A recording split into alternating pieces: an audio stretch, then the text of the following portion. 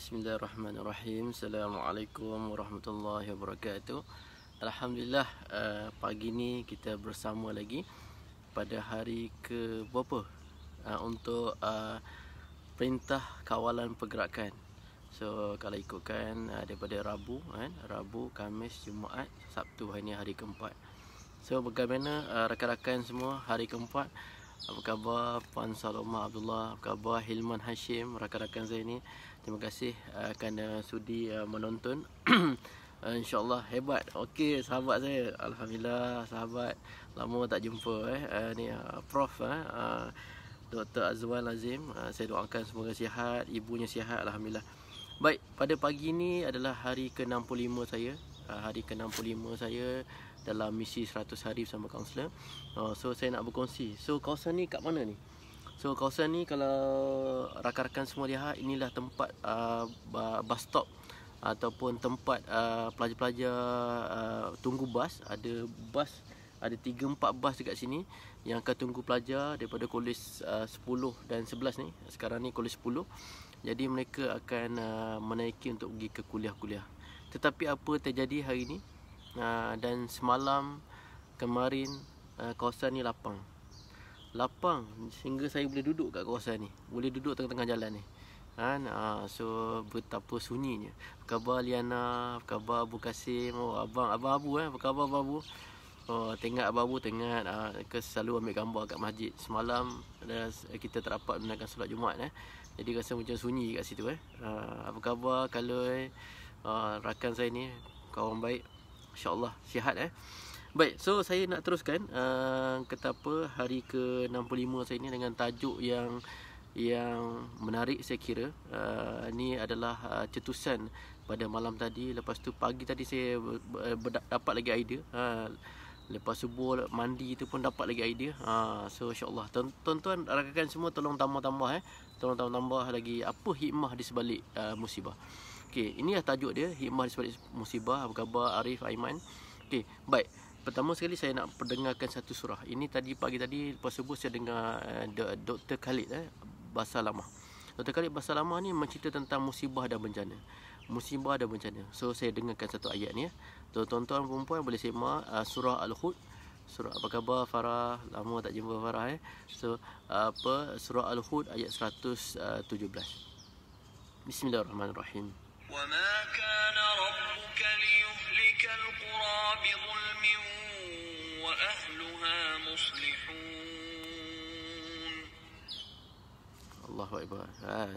Sayu rasa bila dengar surah tu khabar Supiandi Baik, kalau tengok wa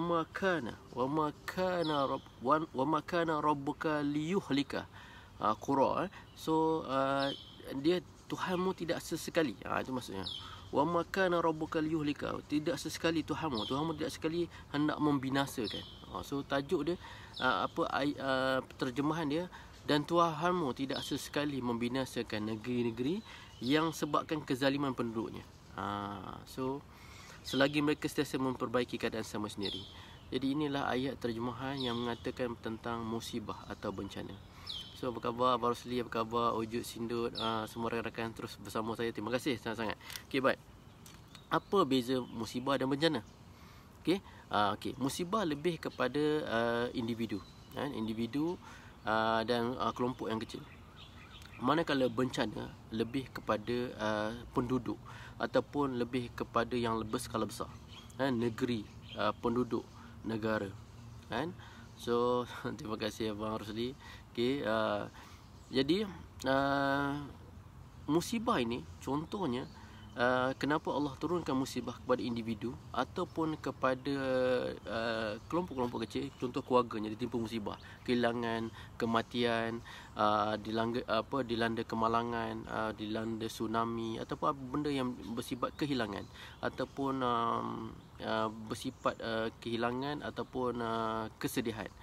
Jadi musibah ini adalah untuk menaikkan darjat seseorang. Apa khabar Nasir Alhamdulillah, Farah Alhamdulillah sihat. Jadi dia untuk menaikkan darjat. Ustaz Khalid Basalamah bercakap bahawa kalau ikutkan kata apa, Allah ingin memasukkan hamba dia ini ke dalam syurga, So dikehendakikan amalannya 100 tahun. 100 tahun 100 tahun. Kena 100 tahun beribadat, 100 tahun berpuasa, 100 tahun bersedekah, 100 tahun orang kata amal soleh, 100 tahun berbuat baik dengan ibu bapa. Tetapi kalau ikut takdirnya, manusia ini ataupun hamba ini hanya ditakdirkan umur 50 tahun saja. 50 tahun lepas tu dia sakit dan meninggal. Jadi macam mana nak menaikkan derajat? Macam mana nak bagikan dia masuk syurga? Jadi Allah turunkan musibah. Allah turunkan ujian-ujian untuk dia menaikkan taraf. Jadi pahalanya adalah setimpal. Setimpal seperti apa yang sepatutnya dapat untuk masuk syurga. Itu yang Ustaz Khalid bercakap. Manakala bencana, tiada benda lain melainkan dosa. So kenapa apa yang berlaku pada hari ini? Adakah musibah atau bencana? Sebab dia melibatkan negara. Jadi bila bencana ini tak ada benda lain melainkan dosa. Dan tidak terkecuali pada orang-orang alim pun. Contohlah negara Malaysia ni orang alim dia contohnya ada berapa juta? Ada 24 juta. Contohnya campur-campur orang alim ada 1 juta. Tapi mungkin yang buat dosa tu 23 juta. So tetap kena bencana. Jadi Allah tidak akan sesekali akan terkena semua. Contoh kita ada satu apartmen, ada berapa 800 rumah mungkin hanya 10 rumah aja beribadat, solat, baca Quran, tetapi yang lain tu semua buat maksiat, mungkin akan kena bencana. So macam mana nak buat? So itulah dengan cara macam mana pun itu kena teruskan kuliah-kuliah tu bagaimana nak mengatasi supaya kita tak terkena bencana. Tetapi sekarang ni nak tak nak kita terpaksa terima. Adakah musibah atau bencana? Bencana ni satu benda yang besar. Saya tak nak cerita nanti orang ambilkan statement saya katakan saya ni bencana. Tapi kita fikir sendiri sebab kita belajar, kita hayati ayat Quran tersebut, kita dengar kuliah-kuliah orang-orang alim. Jadi kita fikir sendiri. Jadi saya nak menjurus pada musibah. Musibah ni pada sifat individu. Jadi kita boleh fikir apa musibah kita dan apa hikmah dia. So saya nak cerita. Terima kasih AB, terima kasih Rashidi CG. Okey, saya nak cerita pertama sekali yang saya cerita pada topik tadi dan FB tadi, kebersihan. Tak kira agama. Islam mengajar kita menjaga kebersihan. Tetapi bila terima musibah ini, semua orang nak jaga kebersihan. Bayangkan beberapa kali kita kerap basuh tangan. Dulu kita tak ambil kisah sangat. Jadi kita mungkin kadang-kadang cincai je makan lah, tangan bersih tadi. So sekarang ni kerana kita takutkan virus ini, kita basuh tangan. Kita bersentuhan ke keluar, macam saya semalam pergi pasar dekat kereta tu dah sanitizer. Sampai kat tu belum jumpa orang lagi dah sanitizer. Betapa takutnya virus. Jadi bila berjumpa dekat sana kita mungkin bersisih dan sebagainya berjumpa orang. So kita sanitizer dah lah pakai sarung tangan. Tengok betapa jaga kebersihannya. Begitu taksub, balik tu mandi, baju-baju semua kita kumpul, yang dah pakai tadi kumpul. Dulu kita tak kisah, kita belasah je baju tu sampai petang. Jadi itulah kita concern pada keluarga kita. Okay? Baik. Itu dia tentang kebersihan. Yang kedua ialah tentang orang kata apa, kasih kita kepada keluarga. Ini nombor 2 hikmah dia. Sebelum ni kita mungkin melihat keluarga ni adalah satu benda yang kita akan fokus pada hari Sabtu dan Ahad ataupun pada malam hari. Itu pun masa kita sangat singkat. Tapi apabila Allah memberi musibah ini kepada kita dan hikmah dia kita dapat cuti dan kita banyak fokus pada keluarga. So tapi inilah masa yang kita ambil untuk kita fokus pada keluarga. Tengok cuaca tak panas sangat tapi macam gelap je mata saya. Okey, baik. So tapi tolong rakan-rakan semua ambil peluang ni. Janganlah kita bila kita cuti ni pagi dah kita bangun lewat sepatutnya kita bangun pagi sesama solat jemaah insya-Allah kita cuba. Lepas tu kita sarapan sesama dengan keluarga. Ini masa kita tengok anak kita. Baru kita tahu anak kita suka ni tak suka ni. Lepas tu kita tengok gelagat dia Kau boleh ambil gambar, ambil video, kenang-kenangan esok anak tu dah besar. Mungkin ada anak-anak yang besar, kita tengok macam ni. Kalau boleh kita bersama. Janganlah waktu tu kita tengok gadget. Tengok pagi tadi keluarga tak bangun, kita tengok handphone. Tengah sarapan pun tengok handphone. Anak-anak pun buka YouTube sambil makan. Lepas tu sampai tengok TV, anak-anak TV kita tengok handphone lagi. So tak bersamalah nampaknya. Kan? Okey, terima kasih Abang Rosli. Semoga dipermudahkan insya-Allah. Baik, alhamdulillah Wiwi Syarif Wiwi Tri Syarif. Terima kasih. Okey, okey, saya teruskan kasih kita kepada keluarga kita. Bila sebut kasih ni, semua orang mula kasih mengasihi antara satu sama lain. Jadi sebelum ni kita hanya orang kata apa, hanya mengasihi diri kita dan mungkin keluarga kita. Tapi hari ni dengan musibah kita mengasihi semua orang. Ni yang boleh saya katakan nombor 3, mengasihi keluarga. Kita lebih mengasihi, kita lebih banyak spend masa dengan keluarga kita. Kan? Okey, lepas tu kita mengasihi orang lain. Semalam saya pergi kat pasar malam, kakak tu selalu dia sibuk je, dia tak peduli pun. Dia tahu kira, okey bayar. Tetapi oleh kerana musibah ni, berapa kali dia memperingatkan. Tengah kita queue nak bayar tu, ingat jangan dekat-dekat 1 meter. Bagus kakak ni ada satu keberanian. Kan? Ingat je jangan dekat-dekat 1 meter jarak, 1 meter. Berapa kali dia peringatkan kepada semua. Lepas tu sampai kat tempat dia tu sebelum kira tu, okey ini sanitizer, cuci dulu. Saya risau ni sekarang ni. Boleh. Kan? Jadi saya kata bagus kakak ni. So itu kesedaran. Sebelum ni saya lihat dia tak peduli. Kan? Tak peduli. Begitu juga semua orang.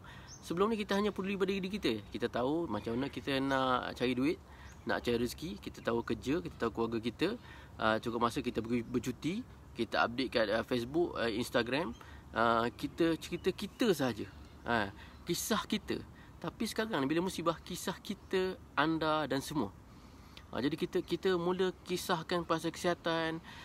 Semua orang dah mula update. Mana lagi 4,000 orang yang pergi ke Striptaling tu, yang tak pergi ke buat laporan kesihatan. Jadi kita kisah dengan semua orang. Itu antara musibah. Maknanya dah mula sifat kasih sayang tu tersemai. Sedangkan Islam mengajar kita berkasih sayang. Tapi musibah buatkan kita terdorong kita ke arah itu kembali. Baik. So saya teruskan. Itulah nombor 3. Nombor 4, kasih kepada semua orang. Kelima ialah menghargai alam sekitar, menghargai keindahan alam. Tuan-tuan puan, saya berada di luar, tak jauh, rumah saya kat sini je kan. Ingat dalam 15 langkah ataupun 10 langkah. Okey. Memang saya berada di kawasan college, memang luas. Saya bernasib baiklah kan. Rumah kecil kat dalam, tapi kawasannya luas. Jadi orang pun tak ada. Nak jumpa rakan-rakan fellow pun susah. Jumpa kelebat-kelebat, saya tak tahu ke mana mereka. Mungkin dalam rumah lah. Saya ambil masa untuk live ni, lepas tu saya akan masuk dalam rumah. Tapi apabila dapat keluar, ya Allah, indahnya alam ni. Sebelum kita tak peduli, kita tahu keluar, pergi kerja, lepas tu balik, kita dah tak tengok alam sangat. Kita tahu balik rumah, mungkin tengok handphone, lepas tu mandi, solat, kita makan, lepas tu kita fikir diri kita. Kita tak pedulikan alam. Tapi bila saya tengok kehijauan ni, sesekala petang semalam saya bawa anak saya keluar sekejap. Ya Allah, seronoknya hirup angin udara yang segar. Allahu Akbar. Ini Allah memanggil kita untuk melihat keindahan ciptaan dia. Apa khabar Muhammad Tahir Sida Tunjai, terima kasih kerana bersama saya. Okey, teruskan menyokong. Okey, seterusnya yang keenam adalah menghargai makanan dan tidak membazir. Tuan-tuan puan, apa sahaja sekarang ni bila kita panic buying buatkan kita semua menghargai makanan. Risau kalau dibuatnya. Satu, saya tahu kenapa orang panic buying adalah kerana tak nak keluar banyak kali. Jadi apa yang ada duit, tetapi mungkin ia memaksa pada orang-orang yang tidak mempunyai kewangan. Jadi mungkin bajet dia sekian, nak tunggu gaji akan datang. Jadi dia bajet dah cukup. Tapi alhamdulillah kerajaan, terima kasih kerana gaji dah masuk hari ni. Dan ada yang dah masuk malam tadi. Jadi alhamdulillah bernafas kembali untuk beli makanan. Jadi apa yang ada makanan tu kita hargai. Jadi macam saya dan keluarga saya, okey, ini makanannya untuk hari ni, besok makanan untuk ni. Jadi kita menghargai. Kalau tidak kita rasa makan membazir. Lepas tu beli lagi. Lepas tu kita banyak beli makan kat luar. Sekarang ni kita makan makanan yang bersih, sihat kat rumah. So kita mula menghargai. Itu musibah pada kami dan keluarga. So saya lihat sangat-sangat berharga sedap makanan. Semalam saya pergi ke pasar, tengok ada ikan sardin 4 ekor je tinggal. Itu rezeki saya. Saya ambil. Bila balik, isteri saya tanya, kenapa 4 ekor je bang? Saya kata ini je tinggal. Yang lain semua ramai sangat orang. Jadi bila 4 orang tu, alhamdulillah. Saya kata alhamdulillah. Bila goreng tu, ya Allah, nikmatnya makan ni sardin ni. Makan 2 ekor lagi simpan. Tengok. Macam orang susah. Tapi tak apalah, kita menghargai. Sebelum kita rasa kita mewah. Tak apa Puan Maizah, lambat pun tak apa, nanti boleh ulang semula, no problem kan. Saya pun dah 14 minit dah ni. 14 minit tak apa, nanti boleh ulang lagi, tak apa, insya-Allah Okey, itu yang ke-6. Yang ke-7 ialah menghargai pekerjaan. So ramai di antara kita, termasuk saya sendirilah, bila kita dah kerja, saya dah kerja 18 tahun, kadang-kadang mula rasa jemu, rasa melihat satu pekerjaan lain tu lebih indah. Contohnya saya rasa nak berniaga lah, sebab berapa lama saya nak dengar cakap orang nak ikut orang kata apa istilahnya telunjuk lah orang arahkan kita nak jadi CEO, kita nak bekerja sendiri, kita nak jadi ketua segala-gala syarikat kita kan. Jadi kita indahnya berniaga dan sebagainya, tengok orang senang, kaya dan sebagainya. Kita macam ni lah keadaannya. Tetapi bila keadaan begini, bila musibah ni 14 hari, macam mana orang saya lihat syarikat emas terpaksa kata apa, cuti tanpa gaji. Lepas tu ramai orang yang bisnes yang terpaksa. Contohnya ada rakan-rakan saya yang buat Grab, terpaksa tak boleh buat Grab dengan kereta je ada, terpaksa daripada tak boleh bawa penumpang, terpaksa bawa makanan dengan kereta. Kalau ada motor tak apa, makanan berapa ringgit dapat. Sebelum dapat dah 100, 200 sehari, hari ni dapatlah dalam 22-30, itu pun bersyukur. Jadi kita semua dah mula menghargai pekerjaan tu. Mungkin ada yang dah jemu kan. Apa khabar Puan Fariza, apa khabar Kak Ani Kak Ani buat apa tu kat rumah Puan Fariza, terima kasih kerana menonton Jadi kita menghargai pekerjaan. Namun kita tak salahkan perniagaan. Perniagaan ni sunnah. Saya pun ke arah ke sana juga, insya-Allah. Kita doakan Malaysia kembali aman, dihindari semua ini. Jadi kita semula Allah akan beri rezeki yang berlipat ganda. Allah dah bagi kita 2 minggu rehat pada peniaga-peniaga dan sebagainya. Mungkin ada yang ekonomi merudum, jadi insya-Allah Allah akan ganti. Percaya insya-Allah. Jadi saya pun bila dah rasa bersyukur 14 hari pun dapat gaji, tak bekerja, ya Allah ya Tuhanku, rasa bersyukur rasa sangat bersyukur. Okey, yang seterusnya ke-8 ialah merindui semua makhluk. Kita sama ni, kita mungkin kat pekerjaan, contohnya tempat pekerjaan, mungkin kita tak apa nak suka dia. Kita rasa macam hari-hari tengok muka dia Mungkin bos kita mungkin hari-hari tengok kita, atau kita tengok bos. Jadi 14 hari, mungkin 14 hari tak jumpa. Ini dah masuk hari ke berapa? Ke-7 kita tak jumpa. Kita tak mendengar apa dia cakap. Kita tak tenung muka dia. Jadi kita mula merasai kerinduan itu, merindu. Itu bagusnya. Bagusnya saya selalu bagi ceramah pada staff-staff yang stres, kena bercuti 2-3 hari biar bos rindu okey, terima kasih Sido semoga ceria terima kasih. Okey, jadi kali ni semua orang bercuti jadi kita mula merindu, teringatkan kawan, time ni lah kita minum, time ni lah kita berbual dan sebagainya. Kita dah tak ingat, kita dah kita rindu dengan kawan-kawan kita jadi itulah kita hikmah di sebalik itu. Jadi saya lihat daripada merindui pada sahabat-sahabat kita, bos kita, rakan-rakan keluarga kita, ramai orang dah mula menghargai hubungan itu telefon, dapat video call pun jadilah, tengok muka dia lepas tu dapat call rakan-rakan, saya tengok ahli-ahli keluarga saya buat video call adik video call, nampak wajah-wajah sonok, macam lama tak jumpa. Apa khabar Nona Comel, apa khabar Takim, sahabat-sahabat terima kasih Okey, seterusnya itu merindui sama makhluk yang terakhir saya kira adalah merindui tempat ibadat dan penciptanya. Okey, tuan-tuan dan puan, semalam hari Jumaat, semalam saya pakai baju Melayu kerana saya teringat baru setiap kali hari Jumaat, insya-Allah saya cuba membudayakan diri saya untuk pakai baju Melayu. Okey, jadi apabila pakai baju Melayu, lepas tu bila tengah hari saya teringat macam nak pergi ke masjid. Nak pergi masjid. Jumpa kawan saya Haji Fendi. Nak Elan ke? Elan. Okey. Baik. So rindu nak pergi masjid. Dan apabila saya ronda 2 hari lepas, saya nak pergi beli roti. Sampai ke Mardi saya pergi beli roti dah habis. Saya balik tengok pintu masjid tutup. Sedih rasa. Sebelum ni betul lah, bila Elan kata sebelum ni tak nak pergi masjid, tapi sekarang ni bila dah jadi baru nak pergi masjid. Itulah Allah mengajar kita. Bila dia tarik sesuatu baru kita rasa nikmatnya. Allah teringatnya nak pergi masjid, nak pergi sembahyang Jumaat. Okey, lepas tu kita rindu nak duduk dalam masjid, dan kita mula merindui pencipta. Pencipta ni adalah maknanya kita semua orang berdoa. Tengok tak apa musibah ni berlaku? Percaya tak? Dan lihatlah sendiri, semua orang berdoa. berdoa supaya tak ada gelombang ketiga, berdoa supaya dihapuskan, dilenyapkan virus daripada muka bumi ini. Macam-macam doa ada, dan kita doa benda yang sama. Bayangkan, sebelum kita doa benda yang untuk diri sendiri. Ya Allah, Tuanku, bagi aku kaya. Ya Allah, jadilah aku orang yang senang. Bagilah aku orang yang... Semuanya diri sendiri dan keluarga. Tetapi hari ini kita berdoa benda yang sama untuk kesejahteraan semua, kesejahteraan umat. Itu saja tuan-tuan puan, saya sekiranya itu saja perkongsian saya ini. Saya ada lebih kurang ada 8 yang saya kongsikan tentang hikmah di sebalik musibah ini. Dan saya tidak mahu kupas tentang bencana. Kita takut benda bencana kerana kita tahu mungkin ini adalah hikmah Allah nak menaikkan balik Islam, kan? Bila kita sedar, kan, naik ke Islam, dan mudah-mudahan kita semua kembali kepada berbuat baik, perbaiki diri kita, dan sedar kesilapan yang berlaku, kurang keangkuhan, kata apa, kita merendah diri, menghargai setiap hubungan, menghargai setiap masa, menghargai pekerjaan. Jadi mungkin itulah Allah nak mengajar kita supaya jadi lebih baik. Itu saja daripada saya. Terima kasih rakan-rakan yang menonton. Teruskan like, share.